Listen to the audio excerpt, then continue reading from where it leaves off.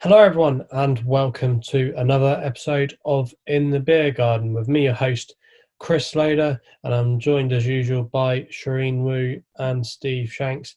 How's it going, Steve? Haven't seen you for a couple of weeks. You in good form? Well, yeah, kind of. Yeah, I mean, I think I peaked with the Grand National, and then it's been quite tricky lately. I think it's that beginning of season, isn't it? You don't know what horses are transferring, all weather form, and who's fit and who's not, etc., etc. So, and I think Hong Kong's been quite difficult to predict too. Yeah, it definitely is. We're in that, as you say, crossover period, at least here in the UK, where we're having to remember from 6 months ago what the flat horses we were keeping an eye on, and obviously they're coming back now.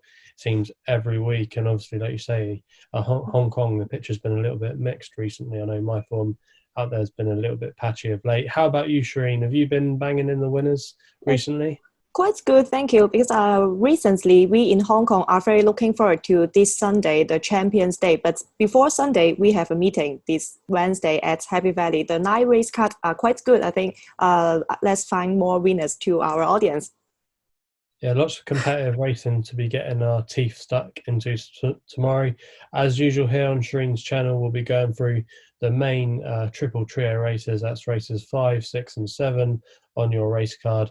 And then we'll round off as well at the end, looking at maybe some of the other races and giving our best bets as well. So let's get straight into it then. We'll go into the first triple trio race, race 5 on your race card, 1:45 UK time. It is the Edinburgh Handicap Division 2. Class 4 over a mile and half a furlong. We'll come to Shireen here first. Who did you like in race 5? Yes, in this race, I'm keen on number 8, Safi Kingman. He has better performance here at Happy Valley than at Shatin. Also, 1650 is a suitable distance for him.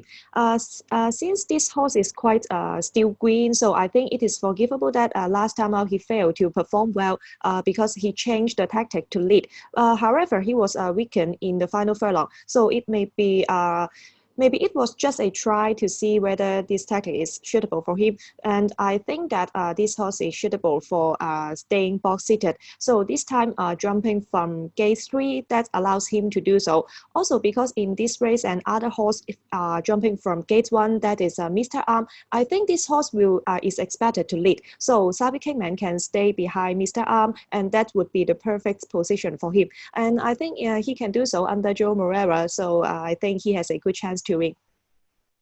Yeah, definitely looks like he's been settling well on his last few runs in Hong Kong, obviously by Kingman, who was a great horse himself for John Gosden and is now starting to produce winners as a sire. And we've already seen him with quite a few of his progeny. They tend to come there travelling really strongly, and then when the jockey normally pushes the button, they go and get the job done.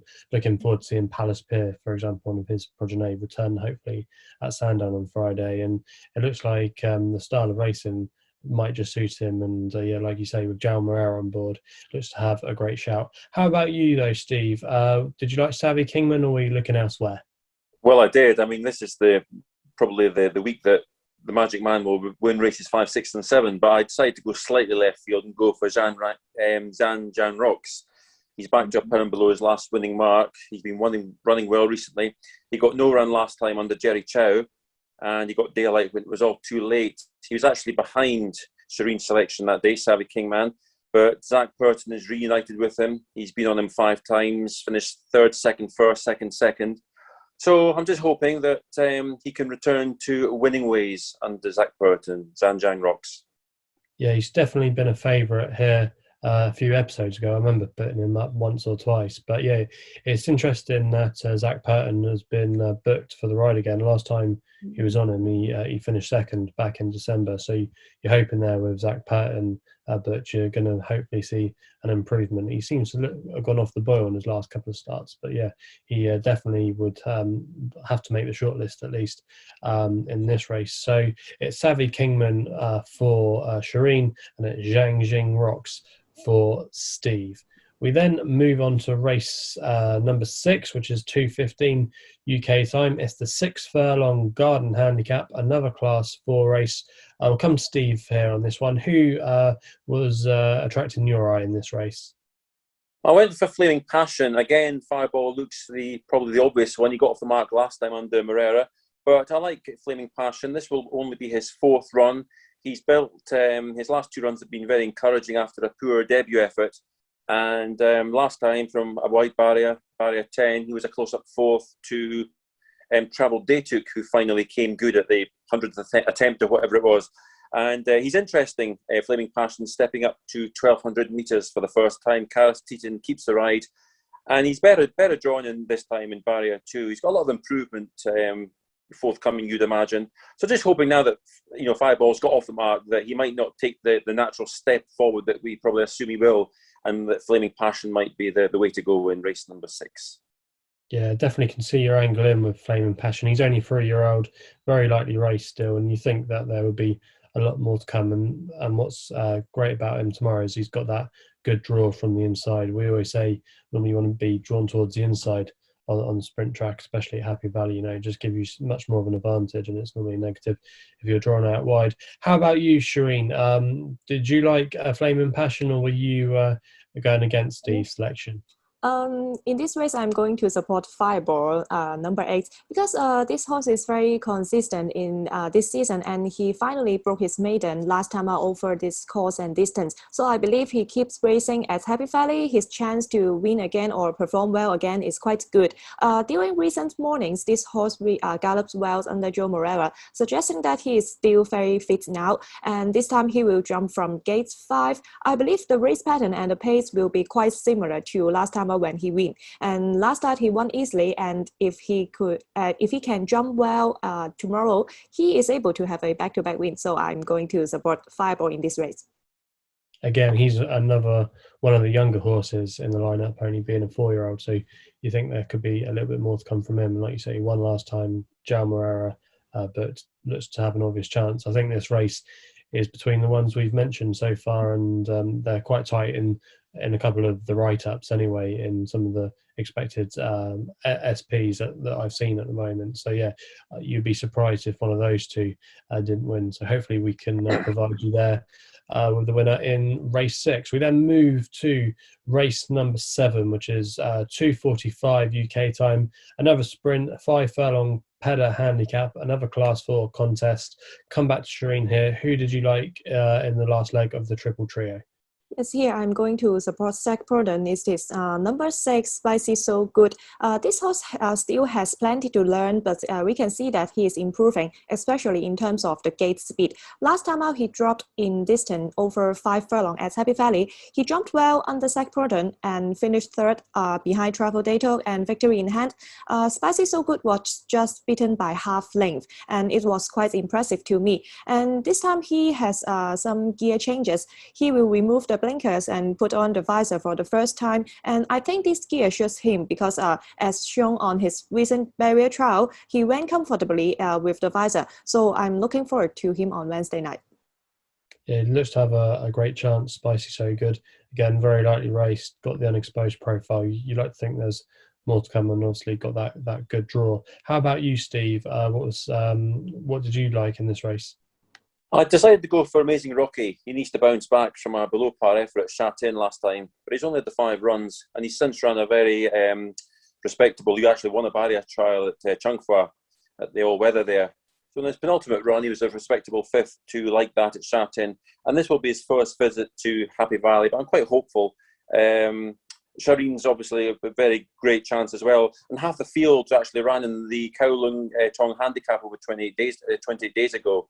And I mean, it's probably a coin toss as to which will emerge on top out of that sextet.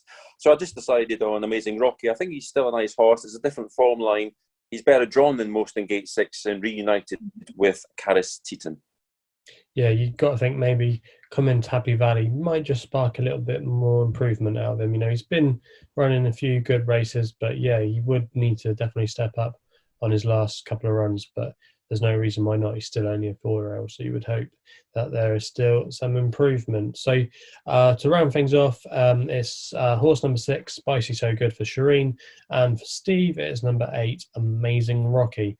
Now, before we round off this video, we go to the best bet section. I'll get mine out of the way. I'm going to be getting stuck in nice and early to race 1, the 11:45.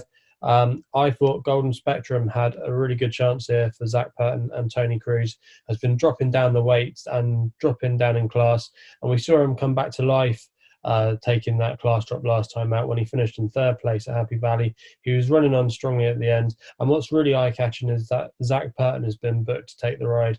Last time Zach Purton was on him, he won. That did come back in July, and he's coming now down to a workable mark. I just think the race could set up quite nicely for him. If you actually go back far enough, he was actually previously trained by Gay Kellaway when he was trained in this country, and he ran at Royal Ascot, I believe. So he's always had a bit of class about him, but it looks like it will be calmer waters for him tomorrow evening.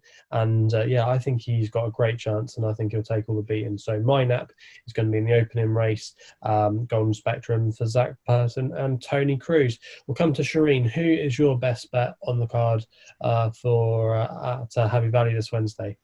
My best bet will be in race 5, number 8, Xavi Kingman. As we just discussed before, this horse is side by the great stallion Kingman, and I believe that this horse will have better performance. I think now he is quite still green, and he still has many to learn, but we can see that he's keep improving and improving. And also he finds that the best course and distance here is Happy Valley 1650 meter, and I think he is now getting more and more mature. And with Joe Morel on board again, jumping from a good gate, I hope Xavi Kingman will break his maiden tomorrow. I'll go into Steve. So, Steve, who is your best bet on the card for Happy Valley? I went for Everforce in race 9. I like race 9 because it keeps the dream alive for as long as possible. Zach Purton stays loyal with Be Ready, but Karis Teaton takes over. He's well drawn in gate 2. And you'll get a nice tone to the race, because I think the likes of Good Luck is likely to press on from gate number 5. Everforce beat Spontaneous last time, and Spontaneous has gone up to win his next 2, so the form stacks up. Everforce was raised £6 for that effort, but I don't think we've seen the best of him. He's a 3-year-old taking on his elders, but I still think he's got a good chance in race number 9. So the nap for Happy Valley is Everforce. It looks like we're going to be bookending the card then. My best bet is in the first race, and then we've got to wait until the end for Steve's best bet. So yeah, really spread out across the card there tomorrow night. So yeah, that rounds off our preview for Happy Valley. Hope you enjoy these videos. Please remember to hit the thumbs up button, subscribe to Sharene's channel here on YouTube. Also as well, I do a podcast called In the Saddle. We'll be back with the usual gang, and we'll be releasing on Friday, covering the Bet365 meeting at Sandown for Saturday, the jumps card there, which rounds off the National Hunt season. So if you like your National Hunt racing, make sure you watch out for our podcast. Like I said, it hopefully will be released on Friday. So that's what I've got to say. Please gamble responsibly. And from me, Charene and Steve, we'll be seeing you soon. Bye-bye. Bye-bye. Cool.